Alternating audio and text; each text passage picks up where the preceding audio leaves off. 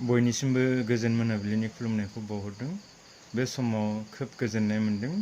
मानो बे बाथ्राखौ शेयार खालामनायनि सिगां आं क'क्राझार इउथ BPF बे पेजखौ सामलायगिरि बिथांनोबो आं साबायखर बावहरदों। मानोना मोनथि मोनै जारिमिन जाय बिथाङा दिनै 31 नं सिडली बियाबनिफ्राय MLA बिजाथि महरै बाइ इलेक्शनाव गसंनो थांगासिनो दङ BPF दोलोनिफ्राय। बिथांनि जा बर' हारियाव मावबोनाय बिहोमा आरो बिफाव, बिथाङा जे गावखौनो गावनि बेसेन गोसा समफोरखौ बर' हारिनि थाखाय बावसोमबोदों, बैबायदि खौरांखौ मोननानै गोसो गोरबोनिफ्राय खोब गोजोननाय मोनदों। दा बेयावनो आं थानो हाथारियाव बिथांनि सोमोन्दै आङो आंनि जाखिनि साबस्क्राइबार फलोवार्स बा आंखौ जाय अनसायगिरि बिथांमोननि जानानै आङो फंनैसोब्लाबो फोरमायथारनांगोन होननानै आं सानदों। मानो सानदों, एटलिस्ट खनसे जोङो बिथांखौ सापर्ट होजायो नामा।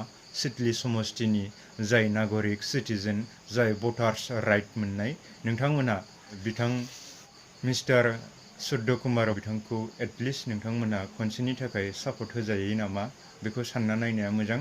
मानोना नोंथांमोना मोनथिया जानो हागौ, इभेन आंबो दिनैसो मोनथिदों, आंबो मोनथियामोन। नाथाय थांनाय 2019 जोबहां 2020 बै समनिफ्रायनो आं माखासे BPF लिडार्स एन्ड सापर्टार्स बिथांमोनखौ आं लोगो मोनबोदों। बैनि गेजेरावनो सुर्य कुमार, जाय दा फैबाय थानाय 13 नभेम्बराव जानो गोनां उफ्रा बिसायख'थि बा बाइ इलेक्शन, बेयाव BPF दोलोनिफ्राय बिजाथि महरै गसंनाय सुर्य बिथांखौबो आं सामटाइम लोगो मोनबोदोंमोन। नाथाय बिथांनि सोमोन्दै आङो बिथाङा जे बर' हारिनि थाखाय बेबायदि बिफाव लाबोदोंमोन होननानै आंबो मोनथियाखैमोन, नोंथांमोनाबो मोनथियाखै जानांगौ। बिनि थाखायनो आं नोंथांमोननो दान्दिसे बिनि सोमोन्दै आङो क'क्राझार इउथ BPF पेजनि गेजेरजों जा बिथांमोना आर्टिकल्स लिरना होदों, बिथां सुर्य कुमार जानानै जाबायदि बरनायनाय लिरदों, बेखौ आं नोंथांमोननो दान्दिसे फरायनानै खोन्थागोरनि।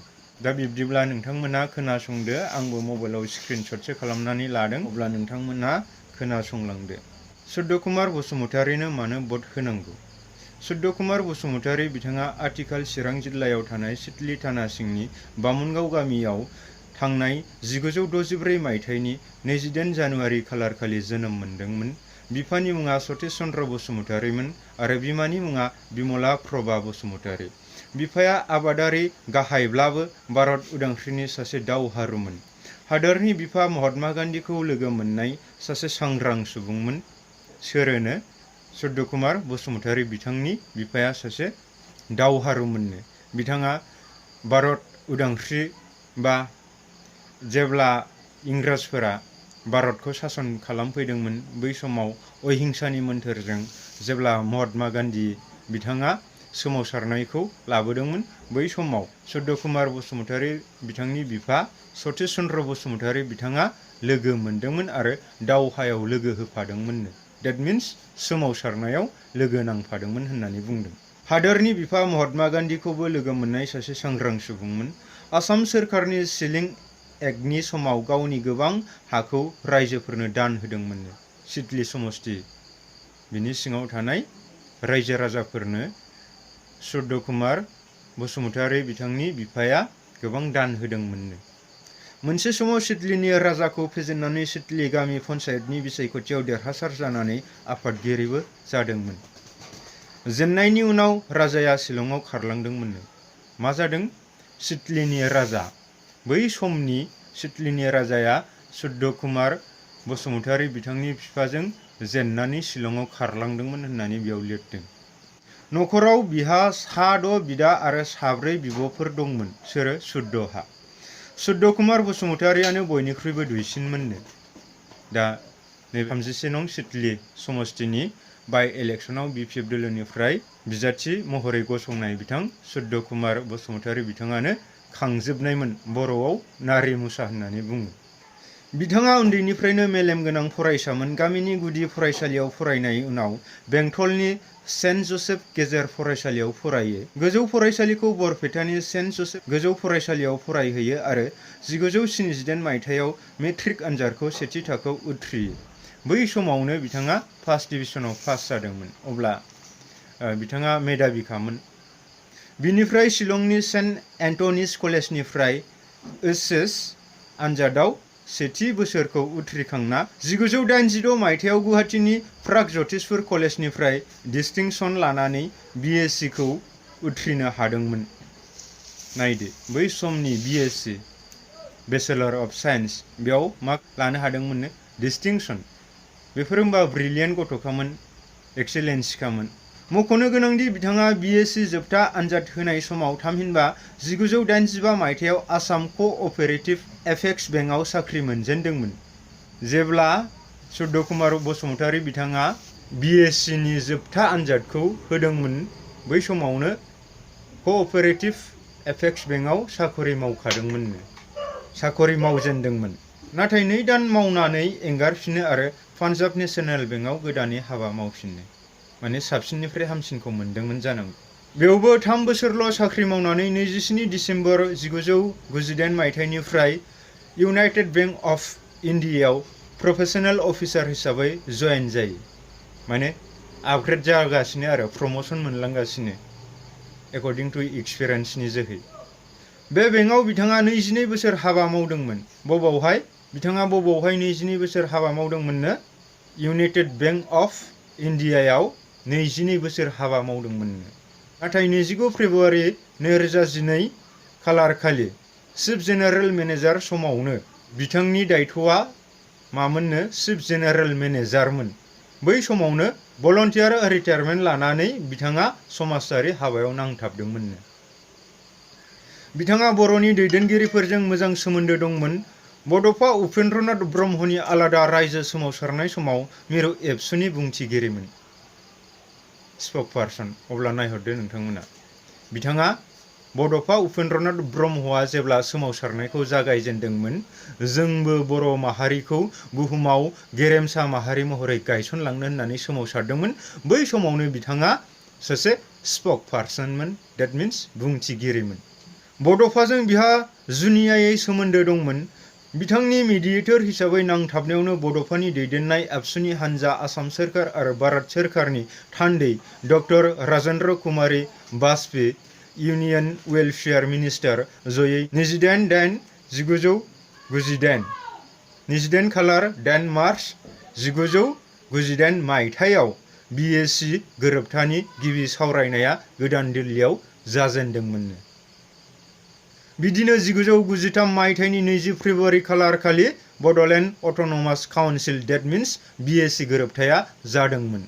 मख'नो गोनांदि 1999 मायथाइनि कारगिल दावहानि समाव बिथां चन्दन ब्रह्म बारग' मन्त्रि आसाम आरो खाम्फा बरगयारी बिटिसिनि बारग' डिपुटि चिफ खाम्फा बरगयारीखौ लाफानानै जयै बै समनि आसामनि लेफ्टेनेन्ट गभर्नर एस.के. सिन्हाजों बिएलटि आरो भारत सोरखारजों गोजोन गोरोबथानि थाखाय गिबि मेडिएटर हिसाबै बिथाङानो सावरायनायनि लाहार फाहार खालामदोंमोन।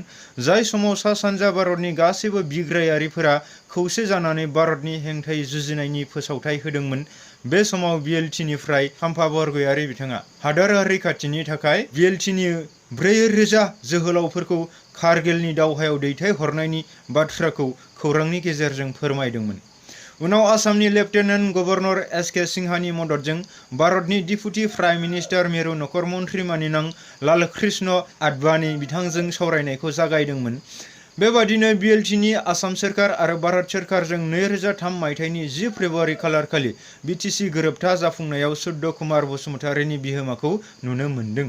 बेबायदिनो बिथाङा 2010 मायथाइयाव चन्दन ब्रह्म बारग' मन्त्रि आसाम आरो डक्टर अनजालि दैमारी जयै मिज'राम म्यानमारनि बर्डाराव थांनानै डियार नाब्ला उरुप्पे रन्जन दैमारी बिथांखौ लोगो हमहैदोंमोन आरो भारत सोरखारजों दावहा दोनथ'नायनि बाथ्राखौ फोरमायहैदोंमोन।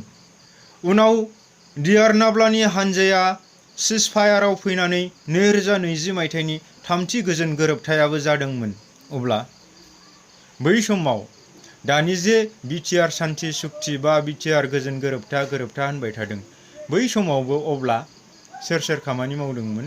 सुर्य कुमार बसुमतारी, डक्टर अनजालि दैमारी, बिनिफ्राय चन्दन ब्रह्म बिथांमोनासो मिज'रामनि साखाथियाव थानाय म्यानमार बर्डाराव बिथाङासो डियार नाब्लाखौ लोगो हमहैनानै सिजफायारखौ प्रसेसआव लाबोदोंमोन होननानै बुंदों। अब्ला नुनो मोनबायदि सुद्ध कुमार बसुमतारी बिथाङा बर'नि जालांनाय मोनथाम गोजोन गोरोबथायाव बानाय मोजोमनाय गैयाजासे बिहोमा होबोदों। नाथाय बिथांनि मुंखौ गोबाङानो मिथियाखै एबा फोरमायनायबो जायाखै। हारिनि गोजोन थासारिखौ दानायाव बिहोमा होनायखौ नायोब्ला दावहाखौ फोजोबनानै हारि एबा हादोरनि गोजोन हास्थायसुला सासे मेंनो रोङै गोजोन समाज दागिरि अथवा पिसमेकार कनफ्लिक्ट रेजुलेसन होनानै बिथांखौ बुंनो हायो। आथिखालाव बिथाङा BPF बा बड'लेण्ड पिपुल्स फ्रन्ट राजखान्थि हान्जानि लेङाइ आफादगिरि जानानै खामानि मावगासिनो दङ। खाफाल गोनांदि बड'फाजों पलिसि मेकार जानाय बेबादि थार गोसोजों हारिनि गोजोननि थाखाय हाबा मावबोनाय सासे सांग्रां सुबुंनो 31 नं सिडली ST बियाबनि उफ्रा बिसायख'थियाव पार्टियाबो MLA नि बिजाथि हिसाबै गसंनो टिकेट होदों आरो बिनि थाखायनो BPF दोलोनि गासैबो दैदेनगिरि बिथांमोननिसिमबो मान होनो नांगोन, जायखौ जों BTC नि थागिबि हिसाबै बरायो आरो गोग्गानाय मोनो। डेट मिन्स सुद्ध कुमार बसुमतारीया जे इसेबां गाव मेलेमजिबि जासेयावबो साखरि बाखरि थासेयावबो बिथाङा जे गावनि लाबालाबखौल' सानाखै, जाथिनि थाखाय मोनथाम गोरोबथायावबो खामानि मावबोदों। बा फ्रम दि भेरि बिगिनिं जेब्ला बड'फा उपेन्द्रनाथ ब्रह्मआ बर' हारिखौ बुहुमावनो गेरेमसा महरै जोङो गायसननांगौ होननानै बुहुमाव सिनायथि होनांगौ होननानै सोमावसारनायखौ जागायजेनदोंमोन, बै समनिफ्रायनो बिथाङा सासे बुंथिगिरिमोन, सासे स्पक पार्सनमोन। अब्ला बर' हारियाव बिथाङा बेसेबां बिहोमा होबोदों। दा जोबथ'वाखै, बेखौ दसे फरायबावनि, बिनि उनाव आं माखासे कम्पेरिजनखौ होगोन। बेयाव लिरदों, बिनि थाखायनो जों बयबो हारि धोरोम फाराग लायालासेनो देरहासार खालामनाया साफ्रोमबो सुबुंफोरनि गोनांथार बिबान।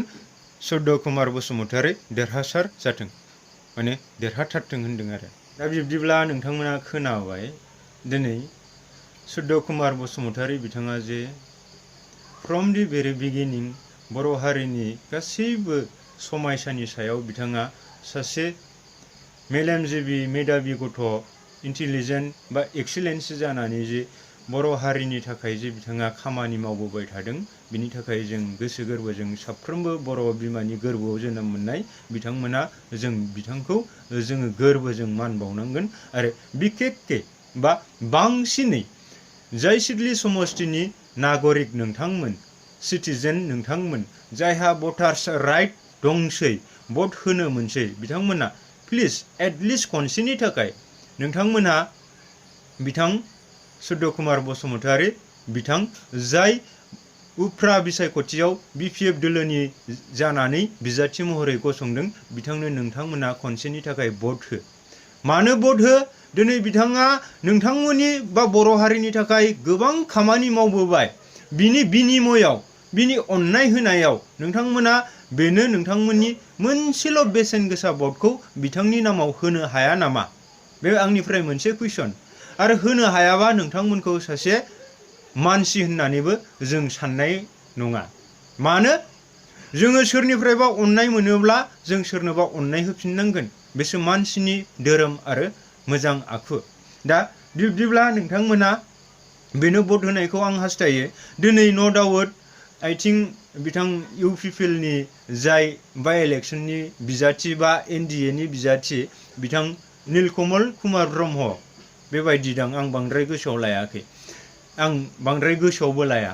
मानो लाया बेफोर खोथाखौ आं उनाव बुंगोन। खिन्थु जेनेबा जोंहा बिथां NDA बा UPPL नि दा फैबाय थानाय 13 नभेम्बर खालारनि जाय UPPL बा NDA नि बिजाथि, बिथांजों जोंहा इसिङारि जेबो मोनथिलायाबो, लोगोबो मोनलायफेराखै। बै समाव 2017 निफ्राय 19 सिमाव खनसे खननै ओरैनो लोगो मोनदों, खिन्थु डिसकास खालामलायनाय बेबायदि सावरायलायनाय जेबो जायाखै। दा आं बिथांजों जोंहा जेबो गोरोन्थि सानलायनायबो गैया, बुजिलायनाय माबा मोनसे गाज्रि भाब गैया आरो। दा बेवहाय आङो दिनै सुद्ध कुमार बसुमतारी बिथांनि जानानै आं बिनि थाखायल' बुंनो लुबैदों। आं दिनै रिसेन्टलि मोनथिनानै आंनो सारप्राइज जादों, आंनो शक जादों, आंनो माबा मोनसे बिथाङाबो जे जों बर' हारिनि थाखाय इसिबां बिहोमा होबोदों, इसिबां सेक्रिफाइस खालामबोदों, इसिबां कन्ट्रिबिउसन एन्ड डेडिकेसन खालामबोदों, बेखौ नुनानै आंबो जास्ट शक जानाय बायदिसो जादों आरोना, जायनि फलाव आं बे भिडिअखौ बानायथारनो गोनां जादों। दा बिब्दिब्ला जोंहा दिनै बिथां इउपिपिएलनि जाय बिजाथि, बिथाङाबो बर'निनो आरो बिथाङाबो दुलाराय बर' फरायसा आफादावनो बिथाङाबो खामानि मावबोदों होननानै आं गुनु गाना खोनानो मोन्दों। न' डाउट नोंथांमोना नोंथांमोननि सरकार दंखायो, बाय इलेक्सननि थाखाय नोंथांमोना बे सुर्य कुमार बसुमतारी बिथांनि थाखाय एटलिस्ट नोंथांमोनाबो माबा मोनसे कनसिडारेसन होनो हायोबा मोजां। मानोना बिथाङा गोदो गोदायनिफ्रायनो एफाग्राब बर' हारिनि थाखाय मावबोनायनि बिनिमयआव नोंथांमोनहाबो बिथां सुर्य कुमार बसुमतारीखौ अनसायफिननांगोन। मानो अनसायनांगोन? दिनै एग्जाम्पल महरै थांनाय 2020 मायथाइयाव मा जादों? आबसुनिफ्राय सोमावसारनानै मोननाय बिटिआर गोरोबथा, एनडिएफबि आफादनि मोनब्रै फेक्सननि गेजेरजों मोननाय बिटिआर पिस एकर्ड बा बिटिआर गोजोन गोरोबथा। दा बैनि गेजेरजों रायजो राजाफोरा खनसेनि थाखाय बिथांमोना हारिनि मुङाव गोबां जोंखौ नायसंबोबाय, जोंखौ अनसायबोबाय, जोंनो अननाय होबोबाय होननानै नोंथांमोना दिनै आबसुनिफ्राय प्रमद बर'खौ, एनडिएफबि फेक्सननिफ्राय फेरेंगाखौ, दिनै बिसावरायग्राखौ सोरबा गबिन्दखौ नोंथांमोना अनसायबोनो हादोंब्ला दिनै नोंथांमोना नैबे सुर्य कुमार बसुमतारी बिथांखौबो नोंथांमोना अनसायनांगौ होननानै आं सानो। मानो? बिथांमोन नङामोनब्ला जानो हागौमोन बिएसि एकर्डबो जायामोन, मानोना बे मिडिएटर रलखौ लाबोदोंमोन। जानो हागौमोन बिटिसि गोरोबथाबो जायामोन। जानो हागौमोन रन्जन दैमारि बा देरनाब्ला बिथाङाबो सिजफायाराव फैयामोन जानो हागौ। जायनि फलाव बिथांनि नाजानायनि गेजेरजों दिनै सान्थिया फैदों होननानै आं एसेब्लाबो हमदांनो हादों। बे आंनि एनालाइज, बे आंनि क्रिटिसाइज, आंनि एनालाइजजों आं जाखिनि साननो हादों, आं बेखिनिखौ आं रियलाइज खालामनो हादों दिनैनि दिनाव। अब्ला नोंथांमोनाबो साननाया मोजां। आरो बांसिनै आं सिडली समष्टिनि साफ्रोमबो भटार्स राइट गोनां नोंथांमोननिसिम गोसो गोरबोजों खावलायहरबाय, प्लिज खनसेनि थाखाय फैबाय थानाय 13 नभेम्बर खालार खालि बिपिएफनि बिजाथि बिथां सुर्य कुमार बसुमतारी बिथांनो भट होगोनखौ मिजिंथिबाय। दिनैनि समाव आं मोनसेबो पलिटिकेल पार्टिजों आं कन्टेक्टआव गैया, थेवब्लाबो जोङो जा बर' हारिनि थाखाय जाय सुबुंफोरा खामानि मावबोदों बैफोरखौ जों खनसेबाबो, एटलिस्ट खनसेबाबो जों चान्स होनाया मोजां होननानैसो आं सानो। दा बेखिनिखौनो बुंबाय। नोंथांमोना नोंथांमोननि एनालाइसिस पावारजों माबायदि बिजिरथि होगोन बे नोंथांमोननि खोथासै। खिन्थु जोंनि हास्थायनाया सुर्य कुमार बसुमतारी बिथाङाबो खनसेनि थाखाय बिथाङाबो चान्स मोननांगौ, आरो बे चान्सखौ सिडली समष्टिनि सिङाव थानाय साफ्रोमबो भटार्स राइट मोननाय नोंथांमोना होथारनांगोन होननानै आं डिमान्डबो खालामहरनाय थाबाय। गोजोन्थों। थेंक इउसै।